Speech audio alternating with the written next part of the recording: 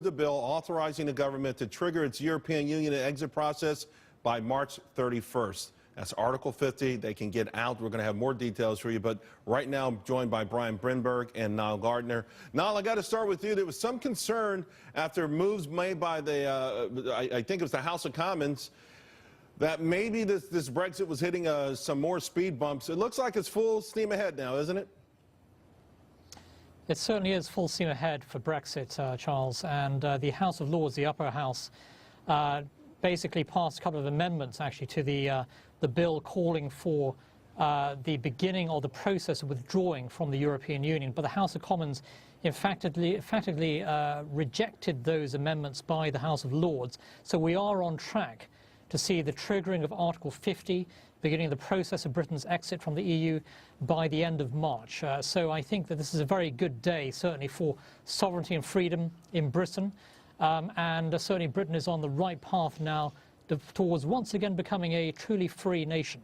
Now, what are the economic ramifications that the EU has promised? I mean, they have promised and threatened some retaliation. Well, certainly the EU has been threatening all kinds of retaliation against Great Britain, but it's not in the interests of the EU to retaliate against the British people. After all, Britain is an economic powerhouse. It is the world's fifth largest economy. It's going to overtake Germany as Europe's largest economy by around 2030, according to some projections.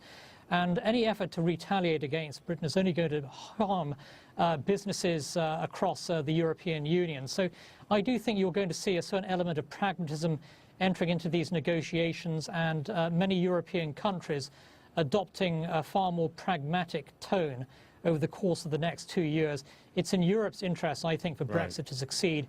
It's in Britain's interest, I think, to have a strong, robust relationship with the rest of Europe as well. Professor, going into the Brexit vote, most economists said this thing would be devastating for the UK. You know, we saw some fluctuation with the currency, which may be drifting a little bit, but the stock market has done well. And so far, the economic Armageddon promise hasn't happened. No, I mean, look, the UK has a fundamentally strong economy, and they want to get out of the EU because they look at the EU and they say, this is holding us back. So it makes sense for the UK to do this. Now, as Niall said, they have to manage their trade relationship. They want to trade with the EU, but at the end of the day, the UK benefits from this, and the EU should take a page out of the UK's book and say, look, their economy is strong. We've got economies in our system that are weak. What can we do to mimic what the UK is doing? We need a strong relationship at the end of the day. But the UK is saying we don't want to be bogged down anymore. They're saying that, but the EU, particularly Germany at the center, has to make sure that there's not a mad dash for the exits. They like this EU system. It's served them pretty well so far.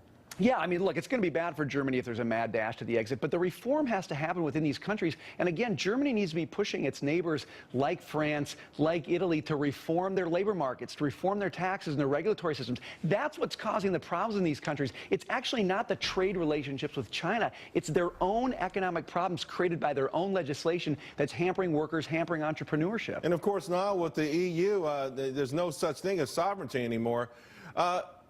We talk about the immigration aspect of all this, this big wave of populism, but this really, a lot of it began as Euroscepticism. And we've got an election in the Netherlands where it looks like the populist party will win the majority of seats. I'm not sure if they'll be able to govern. You've got the election in France. This Euroscepticism, this idea of one central currency being rejected, I guess almost like the idea of one world government being rejected. Do you like this? I think, you know, the winds of change are sweeping across Europe without a doubt. And Brexit is just the beginning, I think, of a rejection across many parts of Europe of supranationalism, a rejection of the European project. Certainly, Euroscepticism takes many different forms across Europe.